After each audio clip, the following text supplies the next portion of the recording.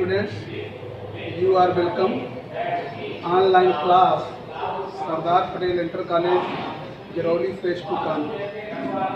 Class 10, Social Science, Topic कृषि agriculture.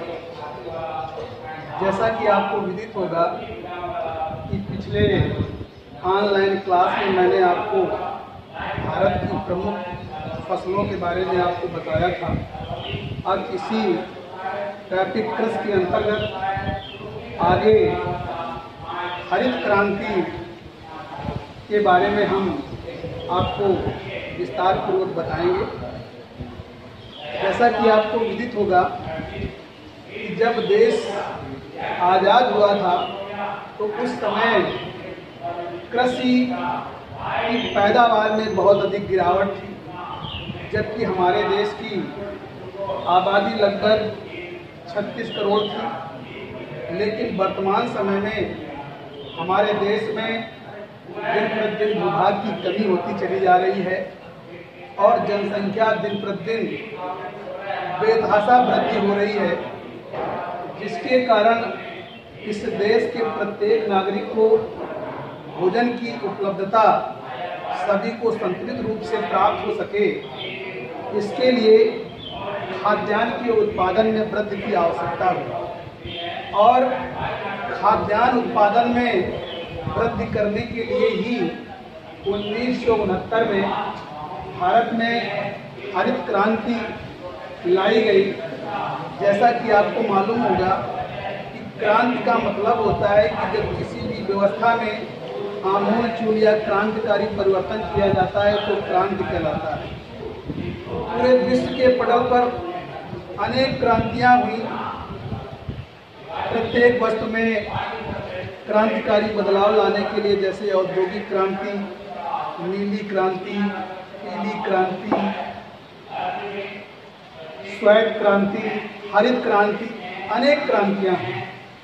लेकिन यहाँ पर मैं आपको हरित क्रांति के बारे में चर्चा करने जा रहा हूँ, क्योंकि हरित क्रांति मोस्टली भारत में गेहूं और चावल के उत्पादन में वृद्धि करने के लिए ये क्रांति की गई। भारत में हरित क्रांति लाने का जो श्रेय जाता है वो MS स्वामीनाथन को जाता है और वर्ल्ड लेवल पर नॉर्मन बोरलॉग को जाता है। हरित क्रांति में जब प्राचीनतम व्यवस्था को समाप्त करके आधुनिक परिदृश्य में आधुनिक यंत्रों का प्रयोग, अत्याधुनिक बीजों का प्रयोग, वैज्ञानिक तरीकों का उपयोग, अनेक सारे प्रोसीजर ला करके कृषि की पैदावार को बढ़ाने के लिए कार्य किया गया और भारत में गेहूं और चावल के उत्पादन में बहुत अधिक वृद्धि हुई। लेकिन अब और अधिक आबादी के भरण पोषण के लिए दिन प्रतिदिन और अधिक प्रोडक्शन बढ़ाने की आवश्यकता है, जिसके कारण निरंतर प्रयास किए जा रहे हैं। और आज़ादी के बाद से जब हम देखते हैं प्रत्येक दशक में हमारी जो पैदावार है उसमें ग्रोथ होती चली जा रही है, लेकिन जनसंख्या का इतना अधिक दबाव पड़ने के कारण हमारे भूभाग की कमी हो रही है। तो लगातार जब कृषि कार्य किया जा रहा है तो मिट्टी की गुणवत्ता भी कम हो रही है और प्रोडक्शन में कमी आ रही है। तो पुनः ये मांग उठ रही है कि अब दूसरी हरित क्रांति की आवश्यकता है ताकि सभी लोगों का भरण पोषण किया जा सके। दूसरा पॉइंट हेडिंग आती है प्रौद्योगिक और संस्थागत सुधार। जैसा कि आपको मालूम है कि पूरे वर्ल्ड में भारत के पास 2.4% भूभाग है, लेकिन पॉपुलेशन वर्ल्ड की 16% है और 16% लोगों की आवश्यकता पूर्ति के लिए 2.4% भूभाग में भारत के खाद्यान्न का उत्पादन किया जाता है। जैसा कि आपको मालूम है कि वर्ल्ड के जितने भी बड़े देश हैं, चाहे वो रूस हो, अमेरिका हो, चीन हो, कनाडा हो, ऑस्ट्रेलिया हो, ब्राज़ील हो और भारत, जबकि आपको मालूम है कि क्षेत्रफल की दृष्टि में भारत विश्व का 7वां बड़ा देश है।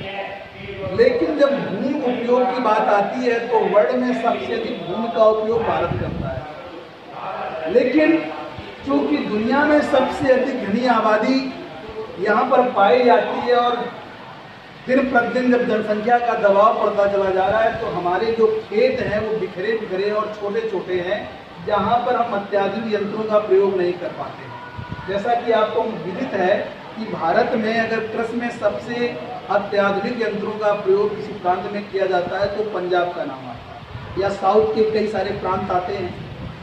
लेकिन उत्तर का जो विशाल मैदान है जहाँ पर कृषि कार्य किया जाता है और भारत का एक तरह से हब है जहाँ पर 90% कृषि का प्रोडक्शन उत्तर के विशाल मैदान में किया जाता है, तो वहाँ पर जनसंख्या का दबाव और अधिक है, जिसके कारण खेत बिखरे और छोटे छोटे हैं जिनमें अत्याधुनिक यंत्रों का प्रयोग नहीं किया जाता है और इसके कारण प्रोडक्शन में कमी आती है। लेकिन गवर्नमेंट के द्वारा कई सारे संस्थागत सुधार किए गए, जैसे कृषि में एक प्रमुख सुधार आता है जिसका नाम है चकबंदी। चकबंदी का मतलब होता है कि दूर दूर बिखरे हुए खेतों को एकत्रित करने की प्रक्रिया चकबंदी कहलाती है। चकबंदी में मालियत के आधार पर भूमि की कैटेगरी निर्धारित की जाती है और जब भी चकबंदी की प्रक्रिया होती है तो उसमें दूर दूर बिखरे हुए खेतों को एकत्रित कर दिया जाता है, जिसके कारण लोगों का क्षेत्र एक जगह हो जाता है तो वो अत्याधुनिक यंत्रों का प्रयोग करता है और कृषि की उत्पादन में वृद्धि होती है। इसके बाद कृषि का राष्ट्रीय अर्थव्यवस्था में रोजगार और उत्पादन में योगदान। जैसा कि आपको विदित है कि भारत दुनिया का सबसे बड़ा कृषि प्रधान देश है, लेकिन दुनिया में जो विकसित कंट्री हैं, चाहे वो अमेरिका हो, रसिया हो, कनाडा हो, ऑस्ट्रेलिया हो या इटली हो, जैसा कि आपको मालूम है कि दुनिया में यूरोप का इटली एकमात्र ऐसा देश है जो कृषि प्रधान देश होते हुए विकसित कंट्री है। लेकिन भारत में कृषि में, जैसा कि आप जानते हैं कि सकल घरेलू उत्पाद में लगभग 22% का योगदान है और हमारी अर्थव्यवस्था में लगभग 14% का योगदान है। और भारत के जितने भी बृहद पैमाने के उद्योग हैं वो कृषि आधारित हैं, चाहे वो सूती वस्त्र उद्योग हो, चीनी उद्योग हो, चाय उद्योग हो, पटसन या जूट उद्योग हो, ये सभी उद्योग कृषि आधारित हैं और इनमें करोड़ों लोग प्रत्यक्ष या अप्रत्यक्ष रूप से लगे हुए हैं। जैसे कि आप सभी जानते हैं कि भारत में लगभग 64% जो आबादी है वो कृषि कार्यों में लगी हुई है और इसका क्योंकि जीविकोपार्जन का प्रमुख साधन है। और इन उद्योगों के विकास के लिए कृषि में डेवलपमेंट की आवश्यकता है, जिसके कारण भारत में संसाधन विकसित करने की आवश्यकता है और इन उद्योगों का विकास करने के लिए कृषि का विकास आवश्यक है। क्योंकि उद्योगों के लिए जो कच्चा माल की प्राप्ति होती है वो कृषि के द्वारा होती है, इसलिए कृषि और विकास भारत के एक दूसरे के पूरक हैं। बिना कृषि के विकास के बिना भारत के औद्योगिक विकास की परिकल्पना नहीं की जा सकती है। और भारत में सबसे ज़्यादा रोजगार के साधन भी अगर उपलब्ध हैं तो वो कृषि में है, इसीलिए कृषि का विकास करने की आवश्यकता है। खाद्य सुरक्षा। आज इस आधुनिक युग में लोगों को संतुलित भोजन की आवश्यकता है और सभी को जीविकोपार्जन के लिए खाद्य सुरक्षा की आवश्यकता है। जैसा कि वर्तमान समय में भी आप बहुत सारी घटनाएं आप देखते होंगे कि लोग भूख से मर रहे हैं और इसके लिए भारत ने खाद्य सुरक्षा किया है कि भोजन की गारंटी का अधिकार दिया गया कि सभी लोगों को जो जरूरत की खाद्य वस्तुएं वो उपलब्ध हो सके। और उसके लिए भारत ने सार्वजनिक वितरण प्रणाली के माध्यम से गेहूं, चावल, दाल की उपलब्धता बढ़ाने का प्रयास किया गया ताकि लोगों के अंदर प्रोटीन्स की कमी ना हो और सभी को जीविकोपार्जन के लिए खाद्य सुरक्षा की गारंटी मिल सके और लोगों को भोजन उपलब्ध हो सके।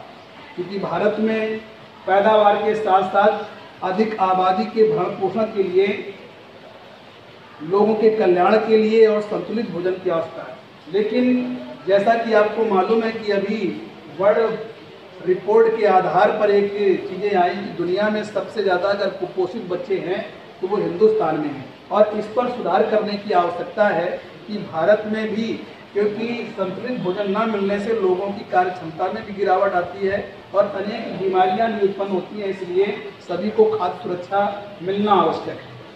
वैश्वीकरण का कृषि पर प्रभाव। जैसा कि आपको मालूम है कि वैश्वीकरण एक ऐसी प्रक्रिया है कि भारत की अर्थव्यवस्था को जब विश्व की अर्थव्यवस्था से जोड़ दिया जाता है या कनेक्ट कर दिया जाता है, उस व्यवस्था को हम वैश्वीकरण कहते हैं। और आज पूरा विश्व एक परिवार की तरह है। लोग अपनी आवश्यकता की पूर्ति के लिए एक दूसरे के देशों पर निर्भर करते हैं। बहुत सारी चीज़ें दुनिया से हम लोग आयात करते हैं और बहुत सारी वस्तुएं हम दुनिया को निर्यात करते हैं। जैसा कि आपको मालूम है कि आज जैसे भारत कृषि आधारित वस्तुओं को सबसे ज़्यादा निर्यात करता है। दुनिया में सबसे पहले नंबर पर मसालों का उत्पादन हिंदुस्तान में किया जाता है और पहले भी आज़ादी के पहले से ही इस देश में मसालों का प्रोडक्शन हुआ, जिसके कारण दक्षिण के कई प्रांतों में इसका विकास किया गया और आज भारत मसालों में दुनिया का सबसे बड़ा निर्यातक देश है। इसके अलावा कपास का भी जब अंग्रेजों ने इस देश को उपनिवेश बनाया तो उन्होंने अपने देश में सूती वस्त्र उद्योग का बहुत अधिक विकास किया और भारत के बहुत सारे भूभागों पर कृषि के लिए प्रोत्साहन दिया। कपास की खेती कराने के लिए बहुत सारे भूभाग निर्धारित कर दिए, उसको रंगने के लिए नील की कृषि कराने लगे। इसके लिए 1917 में चंपारण का विद्रोह भी हुआ।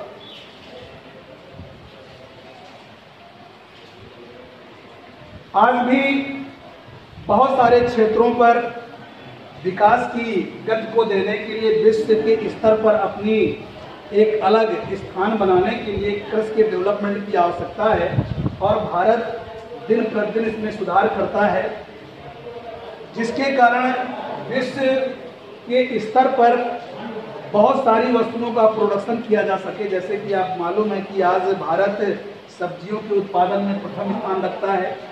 कपास के उत्पादन में भी भारत में बहुत तीव्र गति से विकास हो रहा है। चाय के उत्पादन में प्रथम स्थान है। रबड़ उत्पादन या चीनी उद्योग में, जैसा कि आपको मालूम है कि ब्राज़ील के बाद दूसरा स्थान है भारत में चीनी उद्योग के लिए। जूट उद्योग बांग्लादेश के बाद दूसरे नंबर पर भारत में। आगे अगला टॉपिक अगली ऑनलाइन क्लास में है। आओ अमन।